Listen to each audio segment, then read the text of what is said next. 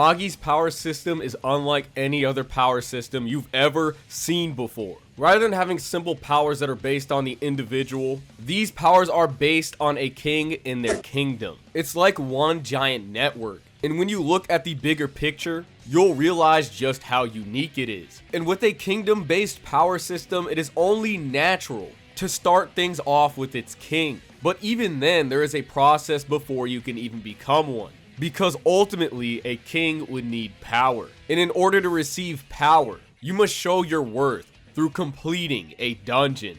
And upon completing said dungeon, you meet a djinn. There are many different types of djinn. There are 72 dungeons, 72 god staffs, and 72 djinns that exist within the series, and all of them are connected. So the first thing I want to talk about is first world magic, magic from Almatron. So in the first world, there are these weapons known as god staffs. And like the name implies, you can use the powers of a god to make magic. But in order to do that, you would need this energy, and this energy would be known as magoi. Magoi is basically Magi's equivalent to energy or life energy in manga. It's basically like nen or cursed energy. So when it comes from magic from the first world, typically they would receive energy from God or magoi from God, and this would make their magic on a completely different tier. And the reason why they're able to do such a thing is because every single magician has an invisible organ, the third eye, and this allows them to get magoi from God. So over time in the first world, eventually a more evolved version of the god staffs were created, and those are known as metal vessels. Just as there were 72 god staffs, there are also 72 metal vessels.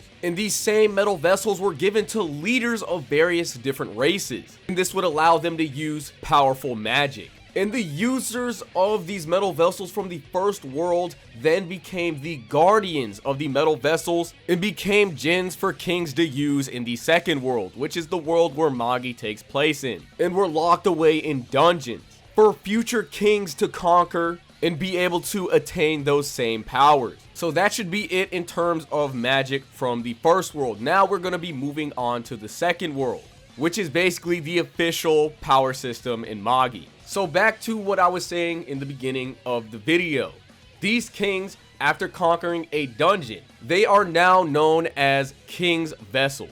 Candidates that are worthy of becoming king of the world. And they are users of the metal vessels. After a djinn decides that you are worthy, you then use that same metal vessel that they used from the first world. And there are 3 different levels on how they are used. Now the first level doesn't have an official name, but I like to refer to it as a lesser djinn summon, because that's exactly what it is. In the beginning of the manga, we see Hakuei use the power of Paimon, and we see her summon Paimon, but unfortunately, Paimon isn't in her full manifestation, because that would require way too much magoi. The only people that could fully manifest the djinn are Magi. This is why we're able to see Aladdin just straight up summon Ugo and other djinn, because a Magi practically has unlimited magoi. And magoi is what you use to summon your djinn. Now a regular human would not have enough to make a full manifested djinn appear, so that's why they use a lesser summon. When Alibaba is using generic fire magic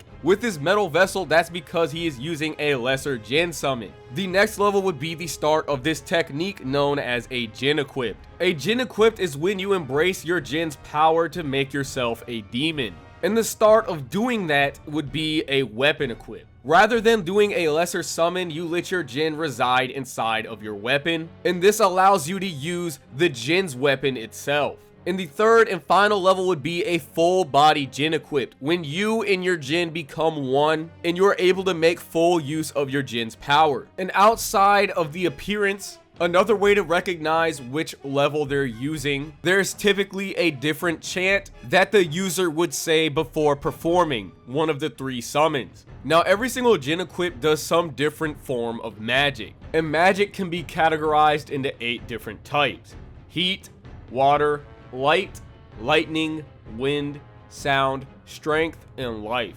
Now regards into what category a djinn would fall under, that would more or less be self-explanatory. If a djinn is using fire, it would be a heat magic. If a djinn uses water, it would use water magic, and so on and so forth. In certain rare occasions, they can use more than one. But even though djinns might be in the same magic type, the way they use their magic can vary entirely. If you were to compare Amon to Astaroth, they are both heat magic based, but Amon has a special ability where it can cut through practically anything, including other metal vessels. As for Astaroth, Astaroth uses white flames, and these flames will continue as long as the user wants it to. They'll basically burn you forever unless the person who caused the flames tells them to stop.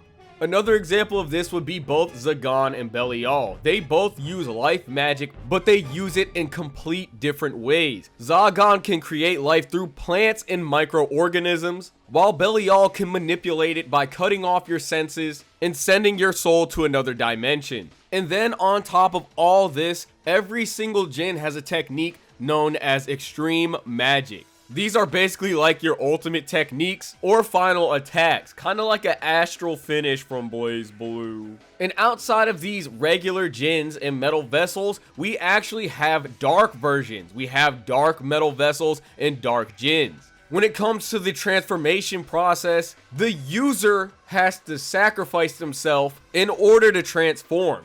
And once they do, they become a giant dark djinn. A monster fueled by hatred, mad with power, and has immense strength. It seems as though if you do have enough hatred, you might be able to pull off a full body dark djinn equip. But unfortunately, when you do use a dark djinn equip or a dark djinn, you will die. And your corpse will remain, giving the look of charcoal. Now that we're done with the king's specific abilities, I would like to talk about a king's right-hand man, a mage, or in most cases, a Magi. Typically, Magi or mages are given supporting roles to help their king. Just like metal vessel users, they also fall into the bracket of different magic types. And alongside their main magic type, they have a secondary one as well. And in order to determine what your secondary magic type would be, it would be directly across from your primary. So if we look at this graph, if I was a flame mage, I would be a number 1.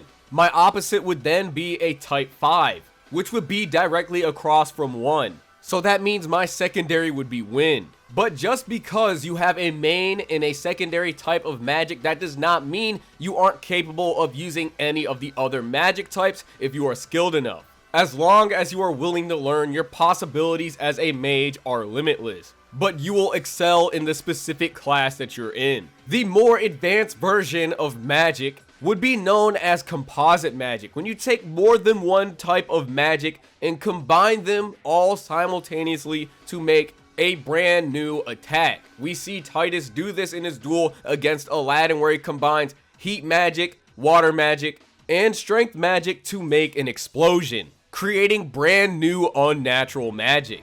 And Magi are capable of doing this by using different formulas. For example, that one entire instance where Titus used composite magic, he used 180 different formulas. It gets so crazy in this series, by the end of it, Aladdin uses 1,022,000 in one instant. Now, if we boil Magecraft and Magi to a much simpler form, we take away all of these natural phenomena that they're capable of doing. They take raw energy or magoi and they shoot with it, or make simple shields known as Borg, and they get all of this energy from Rook. The more advanced applications of magic would be to take this same energy and then create natural phenomena. And while we're on the topic of energy and magoi, everything that I've talked about between mages, Magi, and metal vessel users, all of this costs energy. All of this costs magoi. And once you run out of that said energy, you are then useless. But it is possible to recharge by sucking up other elements around you for a recharge. And this is exactly why Magi and magicians are so important when it comes to being a king's vessel, because they can give you free magoi charge. As a king, this power system runs on one giant network. Now, the main difference between a Magi and a regular mage: a Magi is a super powered mage with unlimited magoi, because they can use magoi from the environment around them. And they are the ones who ultimately determine who will become king of the world. Now that we have the kings and the mages out the way, it's time we talk about household vessels. Household vessels are people who the djinn deems worthy to work alongside the person that they chose as their king, allowing them to use the power of their king as well, but unfortunately not to the same degree. Even though household vessels might be under the same djinn, they will not have the same exact powers. For example, Sarkhan and Masru are both under the household of Sinbad, but how they use Baal are completely different. When Masru uses the ability of his household vessel, he uses this technique called Thunderbolt Armor. He uses electricity to maximize his current muscle strength, and it removes the limits on his muscle contraction, so it amplifies how strong he is. When Sarkhan uses his household vessel, he uses this technique known as Flowing Flash Sword. And whenever he cuts, his cuts remain in the same area that he once cut before, and it leaves a giant trail of electricity. Despite both of them using the same djinn, the way they go about using it is completely different. Creativity makes the difference when it comes to everything. As a household vessel, Morgiana can use heat magic to control air currents and fly. But there's also a downside when it comes to being a household vessel. If you do acquire more power from your vessel, you will then turn into the second stage of power when it comes to using a household, and that stage would be known as assimilation. When you assimilate with your household vessel, you are basically becoming one with the spirit of the djinn that you are working under. You will no longer be human and will become the same species that same djinn was. You will become a giant colossal monster. Now that we're done with the king and his network of magicians and in general as a part of his household vessel, there's still some things that we need to talk about in terms of this power system. First of which would be magoi manipulation. Just like how mages use magoi to cause natural disasters and make spells, users of this technique can put their life force or magoi into objects around them and strengthen them beyond their normal capabilities. Amon is a sword that can cut through anything, but magoi manipulation can literally counteract that ability. Magoi manipulation can do a bunch of insane things if you have the proper training with it, like completely destroying the insides of somebody's body due to your mere touch, becoming so strong that you just simply levitate. Magoi manipulation gets so crazy that if you touch things, they will simply be blown away or even destroyed. And outside of magoi manipulation, people can become monster human chimera hybrids by fusing themselves with dungeon creatures. But last but not least, we also have magic tools, guns, swords, magic weaponry that you can find in a dungeon. And self-explanatory, it is a weapon that uses magic. Examples of this would be Aladdin's magic carpet, the god staffs that Ugo made, cell phones, a water rapier, and my personal favorite, the refrigerator. And oh my word, this power system is insane. With all that being said, I hope you guys enjoyed the video. Don't forget to like, comment, and subscribe. Please show support, because if you like the video, I'll be able to make more Magi videos. And don't forget to comment what video you'd like to see next. And I hope to see you guys in the next Magi video. Take it easy.